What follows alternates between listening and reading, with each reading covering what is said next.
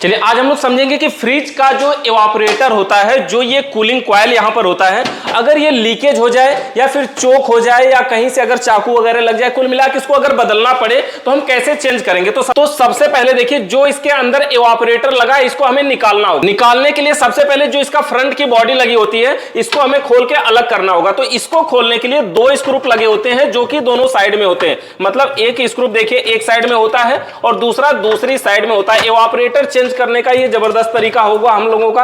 और देखिए यहां से ये दूसरी साइड से दूसरा स्क्रू है, दो स्क्रू इसमें केवल लगे होते हैं और दो स्क्रू खोलने के बाद ये जो सामने की बॉडी होती है पहले तो ये निकलता है। देखिए यहां से हम खींचते हैं और इस तरह से ये लॉक पे होता है, इसको ऐसे करके खींच करके इसको निकाल लेना होता है। अच्छा, यहां से इतना निकालने के बाद क्या ये निकल जाता है? तो ऐसा नहीं है। देखिए ये निकलने के बाद इसका यहां पे कनेक्टर होता है, नजदीक से दिखाइए कनेक्टर को। देखिए यहां पे कनेक्टर होता है, तो सबसे पहले जो इसके कनेक्शन का कनेक्टर है उसको ऐसे खींच के निकाल लेना। यहां पर देखिए ये दबाने के लिए होता है, इसको जब हम दबाते हैं फिर ऐसे नीचे खींचते हैं तब ये निकलता है। और तीसरी चीज जो थर्मोस्टेट होता है, थर्मोस्टेट की पाइप नीचे की साइड में जुड़ी होती है और ये ऊपर की साइड में, यहां ऊपर दिखाइए, यहां से दबा करके इसको निकालना होता है। ऐसे प्लास्टिक का ये लॉक पे होता है, तो इसको दबा के जब नीचे दबाते हैं तो ये निकलता है नीचे की साइड से। तो देखिए यहां से ये प्लास्टिक का लॉक निकल जाएगा और ये थर्मोस्टेट की पूंछ यहां से बाहर निकालेंगे। अब इतना निकालने के बाद ये जो हमारा है इवापोरेटर, ये इवापोरेटर के सामने का ये बॉडी निकल जाता है। इसके सामने का देखिए ये थर्मोस्टेट में जो लगा था स्विच, ये निकल गई।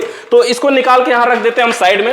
और उसके बाद हमें इस इवापोरेटर को खोलना है। इवापोरेटर खोलने के लिए ये जो बड़ा वाला पेचकस हमारा ये काम नहीं करेगा, इसको नहीं लगाना है। यहां पर देखिए एक छोटा टेस्टर भी इसके लिए आता है, छोटा पेचकस, गुट्टू पेचकस भी इसको बोलते हैं। यहां से खोलना है। इसके अंदर भी दो स्क्रू लगे होते हैं केवल, यानी यहां पर इस इवापोरेटर को खोलने के लिए दो स्क्रू लगे होते हैं। दोनों स्क्रू को खोल लेंगे। पहले तो हम एक को खोल लेते हैं, इसको निकाल के हमने नीचे रख लिया। दूसरा स्क्रू दूसरी साइड में होता है, इसको भी खोल लेते हैं। तो देखिए दोनों स्क्रू खोलने के बाद ये इवापोरेटर यहां नीचे की साइड में आ जाएगा इस तरह से। और इसकी ये दोनों पाइपें हैं, यहां पर पाइपें दोनों दिख रही हैं। तो ये एक पाइप कैपिलरी ट्यूब की है और एक पाइप ये हमारी जो सक्शन लाइन के लिए जाती है। मतलब पतली वाली पाइप से इवापोरेटर में गैस आती है और मोटी वाली पाइप से गैस कंप्रेसर के सक्शन लाइन में जाती है। तो इसकी दोनों पाइपों को ट्यूब कटर की सहायता से हम काट लेंगे। सबसे पहले देखिए यहां पर कैपिलरी ट्यूब है, इसको हम काट लेते हैं। कैपिलरी ट्यूब को हम वायर स्टीपर से भी काट सकते हैं, बाकी यहां पर हम ट्यूब कटर से काट रहे हैं। अगर पूरा घुमाने की जगह नहीं है तो आधा आधा घुमा करके भी हम काट सकते हैं। यहां पर देखिए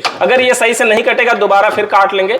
फिलहाल हम यहां पर एक बार इसको काट लेते हैं। कैपिलरी को हमने काट के अलग कर दिया। उसके बाद जो इवापोरेटर का ये सक्शन लाइन वाला है, कंप्रेसर के लिए सक्शन लाइन में जाता है, वहां इस पाइप को भी काट देते हैं। देखिए पाइप को ज्यादा दूर से नहीं काटना चाहिए, लगभग करीब से ही काटिए, क्योंकि पाइप को आगे हमें फिर से वेल्डिंग करना है। यहां घुमाने के लिए हमें पूरी जगह मिल जा रही है तो हम घुमा करके आसानी से काट देंगे। नहीं तो इससे छोटा भी ट्यूब कटर आता है, उससे और आसानी से कम जगह में घुमाया जा सकता है। अगर वो ट्यूब कटर आपके पास है तो उससे भी आसानी से काट सकते हैं। बाकी इस तरह से थोड़ा थोड़ा हैंडल को टाइट करते रहेंगे और इस तरह से पाइप हमारी कट के अलग हो जाएगी। तो ये दोनों पाइपें हमारी हो गई और इवापोरेटर को निकाल के हमने अलग कर दिया। ये इवापोरेटर अलग हो गया।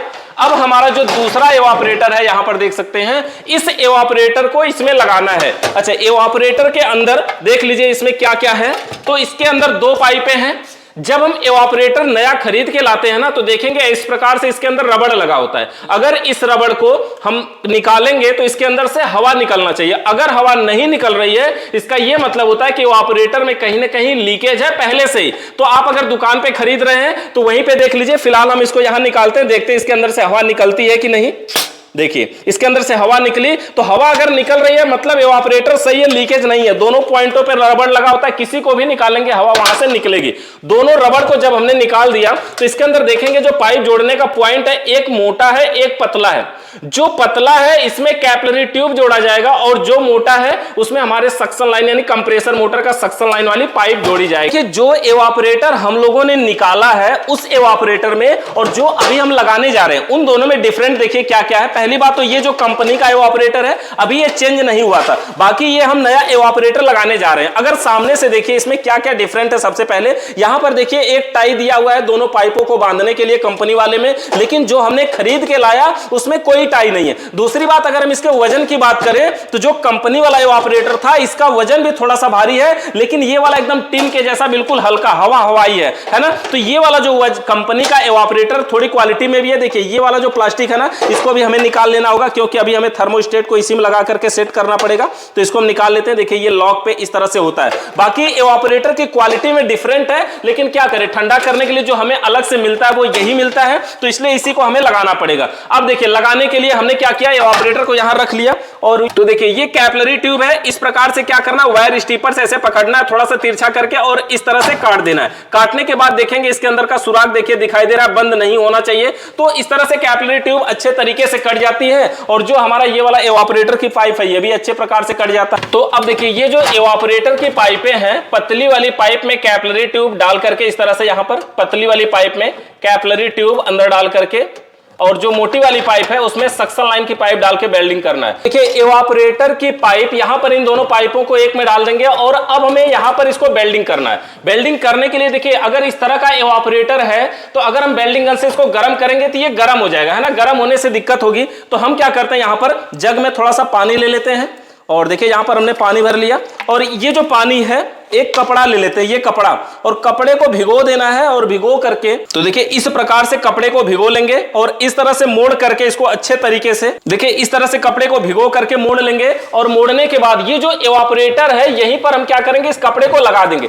ताकि जो हम हीट करें, जो गर्म करें, उसका इफेक्ट इस इवापोरेटर पे न जाए। नहीं तो फिर क्या ये टेढ़ा हो जाता है और लीकेज होने के भी चांस बढ़ जाते हैं, क्योंकि ये एल्युमिनियम का बना होता है, जल्दी खराब हो जाता है। इसके जो इवापोरेटर में हमने देखिए यहां पर ये वाली जो पाइप डाली है ना, थोड़ा सा गैप दिख रहा है, तो हम क्या करते हैं, थोड़ा सा इसको दबा करके साइड से इसको मोड़ देते हैं, ताकि ये वेल्डिंग करने में भी आसानी हो जाए और आसानी से ये पकड़ ले। तो थोड़ा सा यहां से हम दबा देते हैं, ज्यादा नहीं दबाना है कि अंदर वाली पाइप ही दब जाए। तो देखिए पाइप को हमने प्लायर के द्वारा इस तरह से अच्छी प्रकार से दबा दिया है। अब हमें इसे वेल्डिंग करना है। तो देखिए अब हमें इवापोरेटर को वेल्डिंग करना है। वेल्डिंग करने के लिए ये जो वेल्डिंग गन है ना, इसको हम थोड़ा सा स्लो आंच में गर्म करेंगे, क्योंकि अगर हम ज्यादा गर्म करेंगे तो ये बॉडी को बचाना है। नीचे इवापोरेटर पे तो हमने मान लीजिए कपड़ा लगा ही दिया है, इसको थोड़ा कम आंच में इसको गर्म करना है। थोड़ी देर में गर्म होगा अगर कम आंच करेंगे तो इस प्रकार से हम पाइप को गर्म करेंगे और उसके बाद ब्रिजिंग रॉड को भी गर्म करेंगे और नॉर्मल तरीके से वेल्डिंग करके इसको हम बढ़िया तरीके से जोड़ देंगे। देखिए सबसे पहले पाइप को गर्म होने देंगे, जब पाइप गर्म हो जाए तो ब्रिजिंग रॉड को गर्म करेंगे। वेल्डिंग गन को ज्यादा नहीं तेज करेंगे, कम तेज करके ज्यादा देर तक चला लेंगे, तभी ये पाइप गर्म हो जाएगी। अब उसके बाद देखिए ब्रिजिंग रॉड को भी गर्म कर लेते हैं यहाँ पर, और ब्रिजिंग रॉड को गर्म करने के बाद अब हम इस पे लगा देंगे इसको। तो सक्शन लाइन वाली पाइप जोड़ने के बाद कैपिलरी ट्यूब को हम यहाँ पर वेल्डिंग करके जोड़ देते हैं इस प्रकार से, देखिए इसी तरह से, और ब्रिजिंग रॉड को गर्म कर लेते हैं। बस ये कैपिलरी ट्यूब वाली पाइप को भी यहाँ पे वेल्डिंग करके जोड़ देते हैं। तो देखिए इस प्रकार से हमने कैपिलरी ट्यूब को और ये सक्शन लाइन वाली पाइप को दोनों को वेल्डिंग करके जोड़ दिया है। अब ये जो कपड़ा है इसके जरिए हम इसको ठंडा कर लेते हैं। चाहे तो थोड़ा सा इंतजार कर लीजिए, नहीं तो इसको हम ठंडा कर लेते हैं। तो ठंडा करने के बाद अब इस इवापोरेटर को हम इसी में लगा देंगे, और लगाने के लिए देखिए पाइपों को हम थोड़ा थोड़ा करके इस तरह से मोड़ेंगे धीरे धीरे करके। ये टूटना नहीं चाहिए और कहीं से डायरेक्ट पिंच होके भी नहीं मुड़ना चाहिए, और बढ़िया तरीके से मोड़ करके इसको हम लगाएंगे यही। तो इस प्रकार से दोनों ऊपर के स्क्रू को लगा के हम टाइट कर देंगे, और यहाँ पे पाइप को जोड़ करके हमने स्क्रू को टाइट कर दिया, और जो क्लिप था यहाँ पे इसको भी लगा करके बढ़िया तरीके से, जो इसका थर्मोस्टेट और बल्ब का था उसको भी लगा करके अच्छे तरीके से जोड़ देंगे। तो देखिए इस प्रकार से इवापोरेटर को हमने फाइनली चेंज कर दिया अच्छे तरीके से। जब इवापोरेटर को फिटिंग करेंगे तो वेल्डिंग करने से पहले एक बात ध्यान दीजिएगा कि ये जो पाइप है, पहले ही ऊपर नट जो स्क्रू का ये दोनों पॉइंट होता है, ये बाहर की साइड में होना चाहिए, ये उल्टा नहीं होना चाहिए। अगर इस तरह से करके आप वेल्डिंग करके जोड़ देंगे तो बाद में ये स्क्रू का पॉइंट इस साइड में नहीं मिलेगा। तो क्या करना है, पहले स्क्रू का पॉइंट देख लीजिएगा कि हमें किस प्रकार से सेट करना है, ताकि उसी तरीके से सेट हो और वेल्डिंग करने में भी आसानी होगी, बाद में सेट करने में आसानी होगी। नहीं तो वेल्डिंग कर देंगे और उसके बाद पता चला कि ये इस तरह से है, तो फिर पलटने में दिक्कत होगी। तो ऐसी दिक्कत ना हो, ये बातें ध्यान रखिएगा। बाकी इवापोरेटर को चेंज करना 2 वेल्डिंग के द्वारा है, आसानी से हमने बदल दिया। इस इवापोरेटर के चेंज से रिलेटेड आपका कोई सवाल या सुझाव है तो कमेंट करके नेक्स्ट वीडियो हम लोग समझेंगे कि किस प्रकार से हम लोग इसका कंप्रेसर मोटर चेंज कर सकते हैं। चैनल पे बने रहिए। वीडियो देखने के लिए आप सभी का बहुत बहुत धन्यवाद।